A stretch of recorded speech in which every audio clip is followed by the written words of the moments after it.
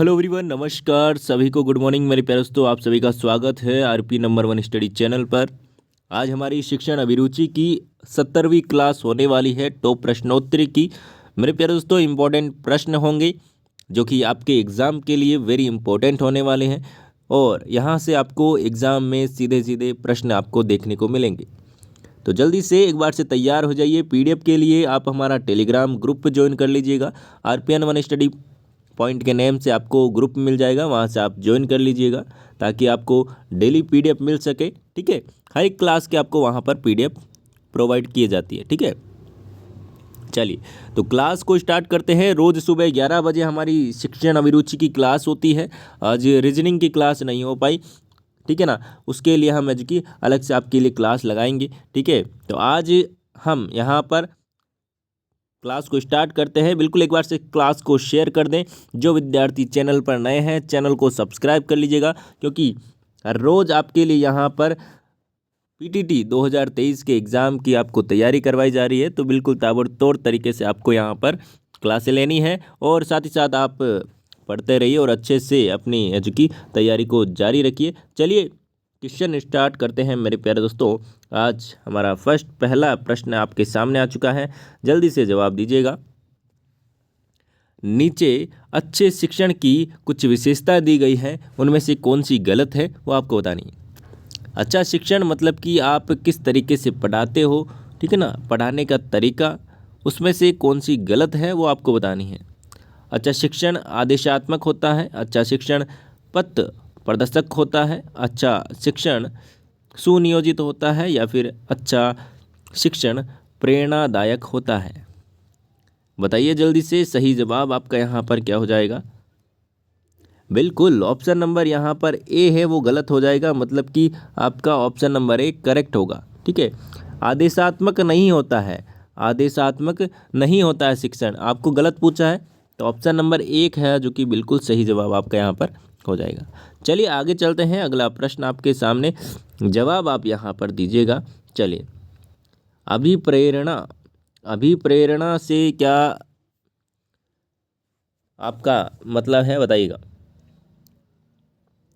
उस अनुकूल परिस्थिति को कहते हैं जिसमें बच्चे सीखते हैं, बालकों को नई बातें सीखने को उकसाती हैं। अभिप्रेरणा और सीखने की इच्छा दोनों एक ही बात है, परीक्षण का परिणाम है। बताइएगा जल्दी से, सही जवाब क्या हो जाएगा। सही जवाब की बात करें तो ऑप्शन नंबर आपका यहाँ पर बी बिल्कुल करेक्ट आंसर आपका यहाँ पर जाएगा। बालकों को नई बातें सीखने को उकसाती है अभिप्रेरणा, ठीक है ना। चलिए आगे चलते हैं अगले प्रश्न की ओर। अगला प्रश्न आपके सामने, जवाब दीजिएगा मेरे प्यारे दोस्तों। चलिए, छात्र केंद्रित शिक्षण का आशय है, छात्र केंद्रित शिक्षण का आशय क्या है बताइएगा। प्रत्येक छात्र की आवश्यकता का ध्यान रखना, छात्रों को मनमानी करने की छूट देना, सभी छात्रों को निःशुल्क शिक्षा देना, शिक्षण में छात्रों का पूर्ण सहयोग लेना। जल्दी से राइट आंसर बताइएगा, सही जवाब आपका यहाँ पर क्या हो जाएगा। चलिए बिल्कुल, देखिए छात्र केंद्रित का मतलब क्या होता है। देखिए जो भी सिलेबस है, जो भी पाठ्यक्रम है, जो भी शिक्षण कार्य है, वो कब सक्सेस होगा, जब एक छात्र के अकॉर्डिंग है जो कि हम उसे सिखाने की कोशिश करेंगे। ठीक है, अब बच्चा है, उसे गिनती नहीं आ रही है, ठीक है, बच्चा है उसे गिनती नहीं आ रही है, तो आप उसे अलग अलग तरीक़ों से, क्रिएटिव तरीक़ों से पढ़ाओगे तो आपको क्या होगा, वो समझ में आ जाएगी। अब किसी बच्चे को है वो सुनकर याद होता है, ठीक है, सुनकर याद होता है, और किसी को क्या है देखकर याद होता है। अब कोई बंदा है जिसे मैंने यहाँ पर वीडियो में कुछ एनिमेशन दिखा के जो कि पूरी कहानी यहाँ पर समझा दी, ठीक है, उसे समझ में आ गया। अब कोई बच्चा है जिसे बोलने पर, मतलब कहानी सुनाने पर भी वो इमेजिनेशन करके उस कहानी का पूरा यहाँ चूँकि समझ लेता है। तो अलग अलग तरीका होता है। अब जिसको यहाँ पर बिल्कुल पढ़ने और मतलब सुनने में याद नहीं हो रही है, उसको हम वीडियो दिखा कर सकते हैं। तो मतलब कि जिस अकॉर्डिंग बच्चे की आवश्यकता है ना, बच्चे की आवश्यकता है, उस अकॉर्डिंग हमें उसे सिखाना चाहिए, उस अकॉर्डिंग हमें पढ़ाना चाहिए। ऑप्शन नंबर ए छात्र केंद्रित शिक्षण का आशय है कि उनकी आवश्यकताओं को ध्यान में रखा जाए। ठीक है ना, उनकी आवश्यकताएं क्या है, उन्हें क्या चाहिए। अब 5वीं क्लास वाले बच्चा है, उसको 5वीं क्लास की किताब पढ़ाएंगे, उसकी आवश्यकता क्या है, 5वीं क्लास तक की किताब पढ़ना। ऐसे तो नहीं उसकी 11वीं क्लास की किताब पढ़ा दें, नहीं ना। तो उसकी आवश्यकताओं के अनुसार, उसकी एज के अनुसार, उसकी नीड, उसकी जो भी चीज़ें हैं, उसके स्किल्स के अकॉर्डिंग सारी चीज़ें जो कि उसमें आ जाती है कि छात्र केंद्रित में। ठीक है, चलिए अगले प्रश्न की ओर चलते हैं। अगला प्रश्न आपके सामने, जवाब दीजिएगा।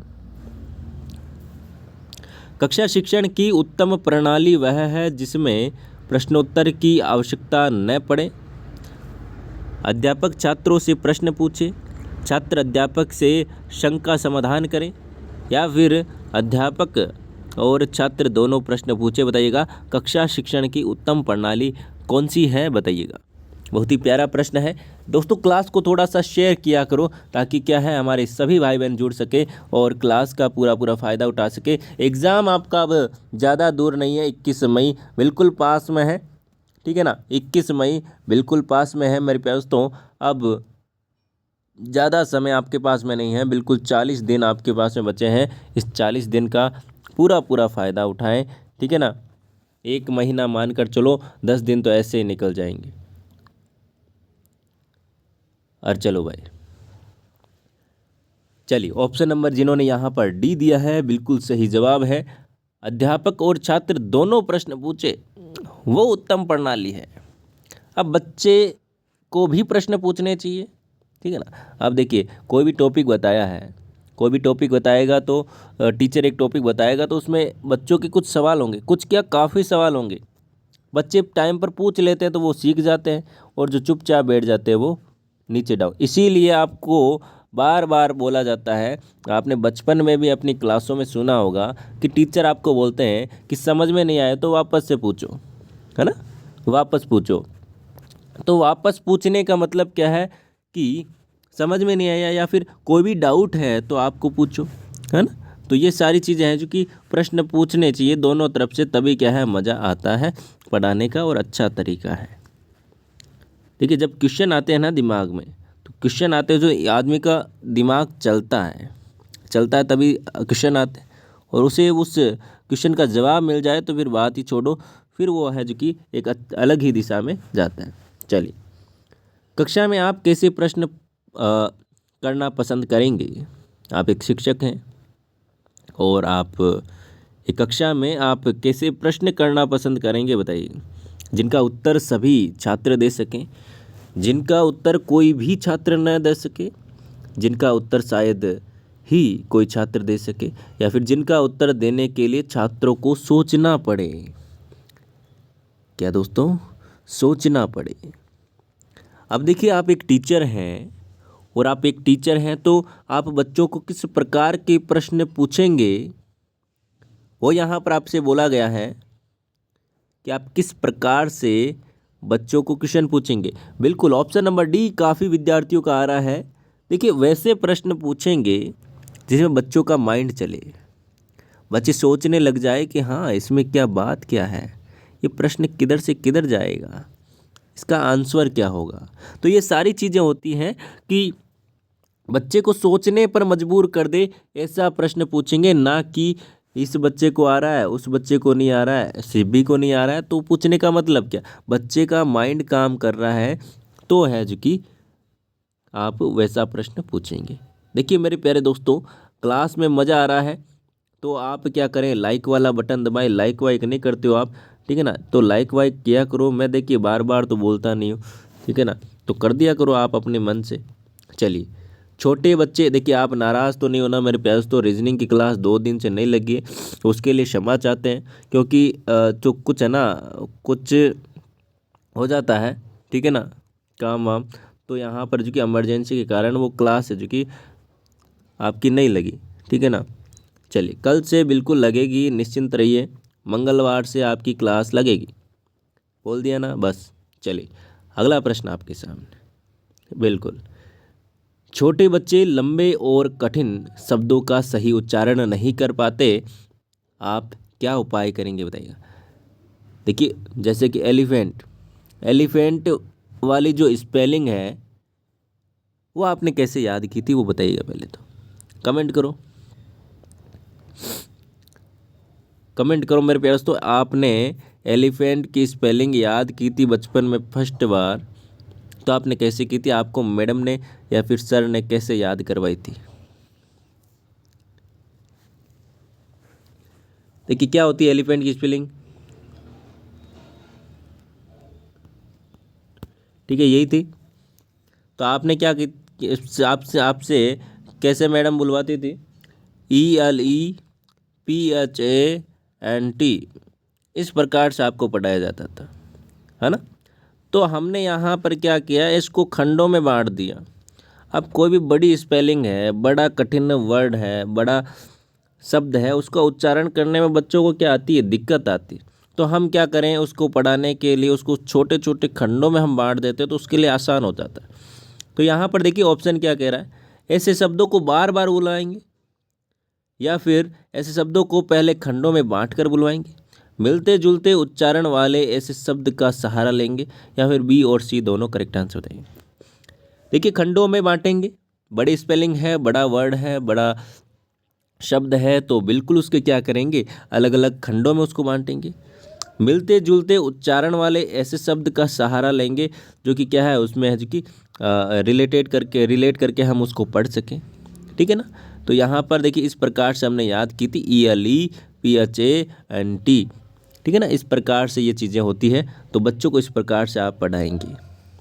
चलिए आगे चलते हैं अगले प्रश्न की ओर। देखो दोस्तों मज़ा आ रहा है तो एक बार से लाइक कर दें, और चैनल पर नए तो चैनल को सब्सक्राइब कर लें। चलिए, त्रिभाषा फॉर्मूला किसने दिया? तो आपको बता दूं यहाँ पर option number A Radha Krishnan आयोग बिल्कुल सही जवाब हो जाएगा। चलिए अगले प्रश्न की ओर चलते हैं। अगला प्रश्न आपके सामने, जवाब दीजिएगा। प्रयोजनवाद ने किसे जन्म दिया, बताइएगा। प्रयोजनवाद ने किसे जन्म दिया, बताइएगा। बेसिक शिक्षा, व्यावसायिक शिक्षा, शिक्षा की खेल विधि, या फिर प्रोजेक्ट विधि? देखिए प्रयोजनवाद की बात करें तो प्रोजेक्ट विधि बिल्कुल सही जवाब हो जाएगी। ऑप्शन नंबर डी बिल्कुल करेक्ट आंसर हो जाएगा, प्रोजेक्ट विधि। चलिए अगले प्रश्न की ओर चलते हैं। अगला प्रश्न आपके सामने, जवाब दीजिएगा। अनौपचारिक शिक्षा किनके लिए है? देखिए अनौपचारिक शिक्षा क्या होती है, औपचारिक शिक्षा क्या होती है? जो शिक्षा पूरी करने से पहले स्कूल छोड़ चुके हों, या फिर उन बच्चों के लिए जो कहीं और काम कर रहे हैं, उन बच्चों के लिए जो स्कूल नहीं जाते, या फिर ये सभी करेक्ट आंसर बताइएगा।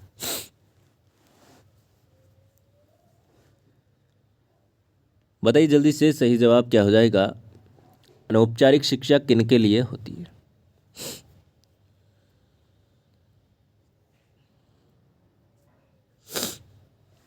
बिल्कुल ऑप्शन नंबर डी बिल्कुल करेक्ट आंसर हो जाएगा। ये सभी ऑप्शन औपचारिक शिक्षा से अनौपचारिक शिक्षा से संबंधित है।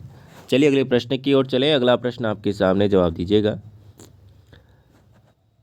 भारत में अंतर्राष्ट्रीय शिक्षा वर्ष मनाया गया था, बताइएगा। सही जवाब की बात करें तो ऑप्शन नंबर 1989 बिल्कुल करेक्ट आंसर हो जाएगा। चलिए अगले प्रश्न की ओर चलते हैं। अगला प्रश्न आपके सामने, आयु वर्ग के निरक्षर लोगों को साक्षर बनाने हेतु कौन सा कार्यक्रम है? अनौपचारिक शिक्षा कार्यक्रम, राष्ट्रीय साक्षरता mission, operation blackboard, Navodaya Vidyalaya? Correct answer फरमाइएगा। निरक्षर लोगों को साक्षर बनाने के लिए कौन सा कार्यक्रम है? बिल्कुल ऑप्शन नंबर बी राष्ट्रीय साक्षर मिशन बिल्कुल सही जवाब हो जाएगा। चलिए अगले प्रश्न की ओर चलते हैं। अगला प्रश्न आपके सामने, जवाब दीजिएगा। निम्न में से कौन सा अवरोध संप्रेषण के लिए ज़्यादा बड़ी रुकावट है, बताइएगा। भौतिक अवरोध, संवेगात्मक अवरोध, अंतःक्रिया संबंधी अवरोध? इनमें से कोई नहीं, करेक्ट आंसर बताइएगा।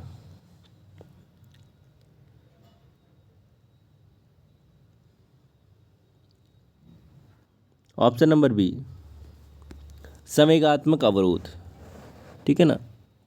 चलिए आगे चलते हैं अगले प्रश्न की ओर। अगला प्रश्न आपके सामने, जवाब दीजिएगा। सामूहिक संचार की प्रमुख परिसीमा यह है कि यह बहुत महंगा होता है।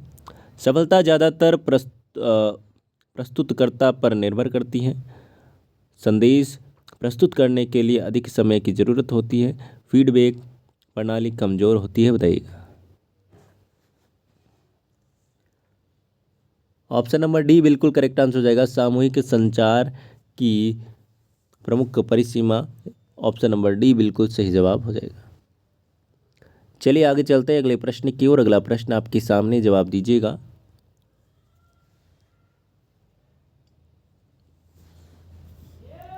किस शैली के शिक्षण को आधुनिक युग में उत्तम माना गया है?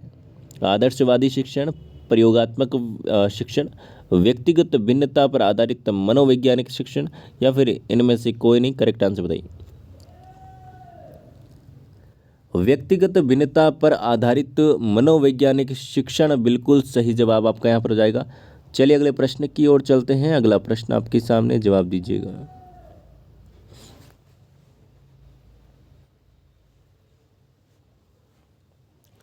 पुस्तकें संप्रेषण का प्रभावशाली स्रोत हो सकती है यदि उनकी विषय वस्तु अमूर्त हो, यदि विषय वस्तु उदाहरण सहित प्रस्तुत की गई है, या फिर विषय वस्तु का माध्यम मातृभाषा है, या फिर विषय वस्तु की छपाई सुंदर हो। बताइएगा। पुस्तकें संप्रेषण का प्रभावशाली स्रोत हो सकती है। कब हो सकती है पुस्तकें संप्रेषण क्या होता है? मैंने आपको बताया, यदि मैं आपको कुछ बता रहा हूँ और आप ध्यान से सुन रहे हो, वो क्या है? हम दोनों के बीच में संप्रेषण का काम हो रहा है।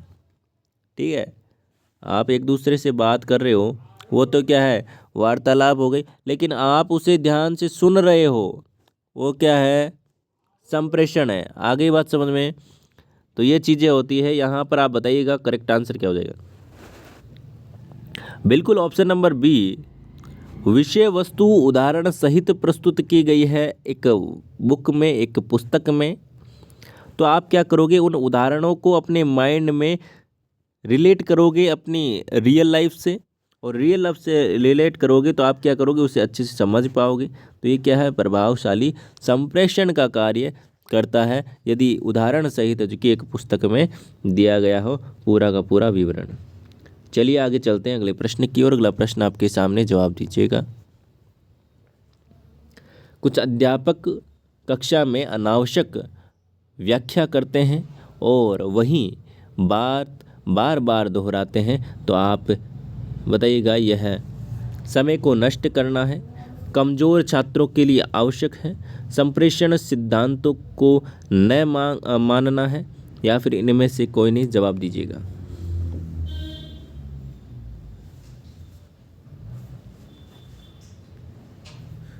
सही जवाब की बात करें तो ऑप्शन नंबर सी, संप्रेषण सिद्धांतों को न मानना है। ठीक है ना। अब संप्रेषण सिद्धांत की बात करें तो मेरे पास तो कुछ यहाँ पर क्वेश्चन क्या बोला जा रहा है? कुछ अध्यापक हैं जो कि कक्षा में अनावश्यक व्याख्या करते हैं, है ना, बार बार उन चीज़ों को दोहराते हैं। तो क्या है? उनका है जो कि संप्रेषण सिद्धांतों का जो कि न मानना, यह दर्शाता है कि वो संप्रेषण सिद्धांत की पालना नहीं कर रहे हैं। चलिए आगे चलते हैं अगले प्रश्न की ओर। अगला प्रश्न आपके सामने, कक्षा में बच्चों की शारीरिक भाषा पर नज़र रखने से हम यह जान सकते हैं कि कौन बच्चा कक्षा में तनावग्रस्त है, कौन बच्चा पढ़ाई में ध्यान नहीं लगा रहा है, कौन बच्चा आगे चलकर क्या कर सकता है, या फिर ये सभी। बताइएगा। देखिए, बच्चों के शारीरिक भाषा पर नजर, मतलब कि शारीरिक उनकी जो भी एक्टिविटी हो रही है, वो जैसा व्यवहार कर रहे हैं, उसको देखकर आप पता लगा लेते हो कि ये बंदा कैसा है। आप कहीं पर भी जाते हो, ठीक है, आपका व्यवहार देखकर क्या कर देते हैं, कोई भी आपको बता देता है यह लड़का अच्छा है, यह लड़की अच्छी है ना, ये गुस्से वाला है, ये शांत स्वभाव का है। तो आपके व्यवहार को देखकर क्या कर लेते हैं, आपका पता लगा लेते हैं कि क्या चल रहा है इसके दिमाग में। तो उसी प्रकार से आपने देखा होगा, जब आप छोटे थे, बच्चे थे, आप स्कूल में जाते थे, तो वहाँ पर आप पीछे पीछे वाली लाइन में बैठते थे, तो वहाँ पर आपको जब भी आप कोई भी परेशानी में होते थे या फिर आप बातें करते थे छुप छुप के, और मैडम आगे पढ़ाती थी तो मैडम तुरंत खड़ा कर देती आपकी को, खड़ा हो जाओ बिना देखे, क्योंकि उन्हें पता चल जाता था आपके हाव भाव, आपकी एक्टिविटी, आपके व्यवहार को देखकर पता चल जाता था कि ये बच्चा है जो कि गड़बड़ कर रहा है। तो क्या है दोस्तों, आप ये चीज़ें करके क्या कर सकते हो, कौन बच्चा पढ़ाई में ध्यान दे रहा है या फिर नहीं लगा रहा है, ये चीज़ें आपको पता लग सकती है इससे। समझ में रहे हो? बिल्कुल। चलिए आगे चलते हैं अगले प्रश्न की ओर। अगला प्रश्न आपके सामने देखिए, एक शिक्षक होता है, उसे एक मनोविज्ञान का ज्ञान होना चाहिए। बच्चा क्या कर रहा है, बच्चे के एक्सप्रेशन देखकर बच्चे को किस प्रकार से ऑब्जर्व करना है, उस चीज़ें सारी होनी चाहिए कि बच्चा किस किस एक्टिविटी में ध्यान देता है, क्या क्या उसे अच्छा लगता है, उसके अकॉर्डिंग है जो कि पूरा का पूरा शिक्षण कार्य होना चाहिए। आपने ये भी देखा होगा कि जो होशियार बच्चे होते हैं, ठीक है ना, क्लास में होशियार बच्चे होते हैं, उनकी एक्टिविटी अलग ही होती है, ठीक है ना। तो ये सारी चीज़ें आपने ये भी देखा होगा कि आप बचपन में जब स्कूल में जाते थे तो जो होशियार बच्चा होता था उसकी जो नोटबुक है या फिर राइटिंग, जिसके यहाँ पर जो कि कोई एक कमज़ोर बच्चा था, ठीक है, एक होशियार बच्चा था, तो होशियार है उसकी राइटिंग भी अच्छी होती है लगभग, ठीक है ना, और जो कमज़ोर है उसकी राइटिंग भी थोड़ी थोड़ी डाउन ही होती है। तो मैडम जब है ना उसको होमवर्क नहीं करके लेकर आता तो उसको क्या करती है, होशियार बच्चे की कॉपी देती है कि इससे देख कर लेना। क्यों करती है? क्योंकि उससे क्या होगी, उसकी एक तो राइटिंग अच्छी होगी और वो अच्छे से लिखेगा, और क्या करेगा अच्छे से, या फिर उसके उसके पास में बैठा देती है मैडम, होशियार बच्चे के पास में बैठो तो संगति का भी असर पड़ता है, ठीक है ना। तो ये चीज़ें होती है, ये आपको ध्यान में रखनी है। एक शिक्षक बनोगे तो आपको वो सारी चीज़ें याद आएगी जो आपने बचपन में स्टूडेंट बनकर है जो कि एक्सपीरियंस की है, ठीक है ना। चलिए आगे चलते हैं दोस्तों। मज़ा आ रहा है तो बिल्कुल लाइक वाइक करते चलो ना, बोर तो नहीं हो रहे ना आप, बता देना, बिल्कुल कोई दिक्कत नहीं है। चलिए, शिक्षक आचार संहिता है, शिक्षक आचार संहिता क्या है आपको बताना है, बताइएगा। शिक्षण कार्यों की सरकारी दस्तावेज, शिक्षकों को नैतिकता का पाठ पढ़ाने वाली पुस्तिका, शिक्षकों के मानक व्यवहारों में की सूचक पुस्तिका, या फिर इनमें से कोई नहीं, बताइएगा। ऑप्शन नंबर सी बिल्कुल सही जवाब हो जाएगा, शिक्षकों के मानक व्यवहारों की सूचक पुस्तिका बिल्कुल सही जवाब हो जाएगा। चलिए अगले प्रश्न की ओर चलते हैं। अगला प्रश्न आपके सामने, जवाब दीजिएगा। नए नए संचार माध्यमों के विकास ने कक्षा में के शिक्षक के दायित्व को क्या कर दिया है, बहुत बढ़ा दिया है, पूर्ववत रखा है, घटा दिया है, या फिर निभाना आसान बना दिया। करेक्ट आंसर बताइए। देखिए, नए नए संचार माध्यमों के विकास ने कक्षा में शिक्षक के दायित्वों को क्या कर दिया है दोस्तों, बहुत बढ़ा दिया है, बहुत बढ़ा दिया है। देखिए, टेक्नोलॉजी है, नए नए संचार है, ये क्या है दोस्तों, शिक्षकों के दायित्व को बढ़ा ही रहे हैं। सारी बात समझ। चलिए आगे चलते हैं अगले प्रश्न की ओर। अगला प्रश्न आपके सामने, जवाब दीजिएगा। एक कुशल प्रधानाचार्य के लिए आवश्यक है,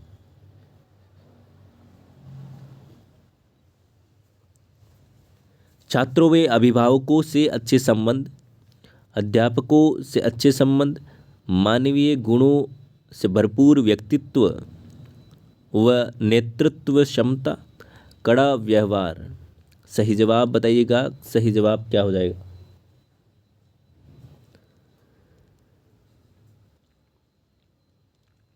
बिल्कुल, देखिए यहाँ पर एक कुशल प्रधानाचार्य के लिए आवश्यकता की बात करूँ मैं, यहाँ पर किस प्रकार का होना चाहिए, मानवीय गुणों से भरपूर और व्यक्तित्व एवं नेतृत्व क्षमता वाला है जो कि होना चाहिए, ठीक है ना।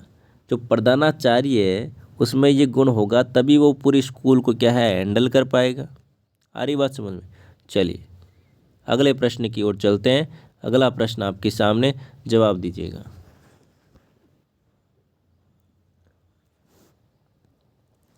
सामाजिक समायोजन का कठिन काल कहा जाता है, बहुत ही प्यारा प्रश्न, जवाब दीजिएगा।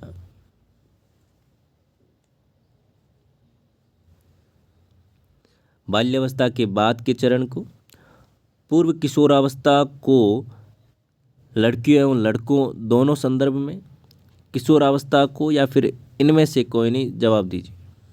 सामाजिक समायोजन का कठिन काल, बिल्कुल ऑप्शन नंबर बी की बात करें तो ऑप्शन नंबर बी बिल्कुल सही जवाब हो जाएगा। सामाजिक समाज में समायोजन, ठीक है ना, समाज में अपना जो अपनी पहचान है, अपना समायोजन की बात करें, वो कठिन काल कहा जाता है। ऑप्शन नंबर बी बिल्कुल करेक्ट आंसर हो जाएगा। आगे चलते हैं अगले प्रश्न की ओर। अगला प्रश्न आपके सामने, जवाब दीजिएगा। एक नव नियुक्त शिक्षक को कक्षा अपेक्षित सफलता प्राप्त करने के लिए क्या उपाय करना चाहिए, बताइएगा। एक नया शिक्षक है, उसे कक्षा में अच्छा शिक्षण करवाने के लिए क्या क्या यहाँ पर जो उपाय है वो यहाँ पर देखने चाहिए, वो बताइए। कठोर अनुशासनात्मक कार्रवाई, छात्रों से पूर्व परिचय तथा प्रत्याशाओं का आदान प्रदान, अन्य अध्यापकों के विषय में जानकारी प्राप्त करना, अपने ज्ञान का रोब गांठना, बताइएगा।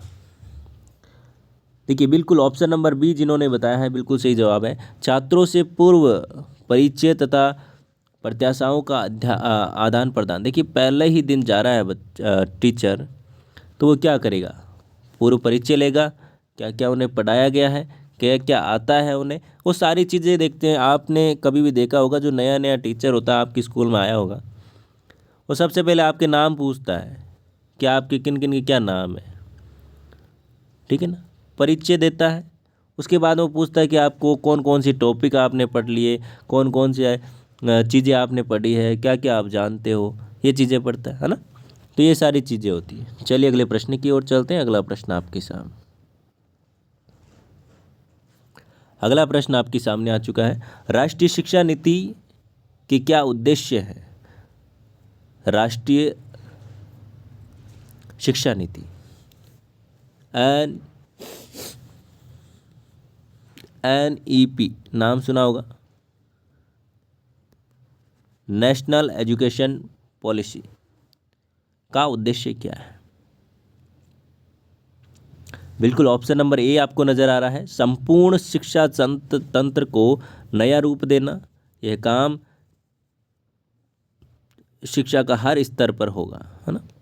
ऑप्शन नंबर ए जिन्होंने दिया है बिल्कुल सही जवाब। अगला प्रश्न आपके सामने, जवाब दीजिए। आपको अध्यापक कार्य क्यों पसंद है? आपको अध्यापन कार्य क्यों पसंद है वो बताइएगा। बच्चे अध्यापक के सामने शैतानी नहीं करते, माँ बाप ने आपको बताया कि यह सम्मानजनक व्यवसाय, इसलिए आपने कह दिया कि हाँ हम तो बनेंगे, हम तो शिक्षक बनेंगे, पढ़ाएंगे हम तो। आपको इसमें रुचि है, या फिर व्यक्ति खूब पढ़ता रहता है इसलिए आप निकल चुके हैं शिक्षक बनना, बताइएगा। बिल्कुल आपको रुचि है। ऑप्शन नंबर सी, आप शिक्षक क्यों बनना चाहते हो, आप अध्यापन क्यों कराना चाहते हो, आप अध्यापक क्यों बनना चाहते हो?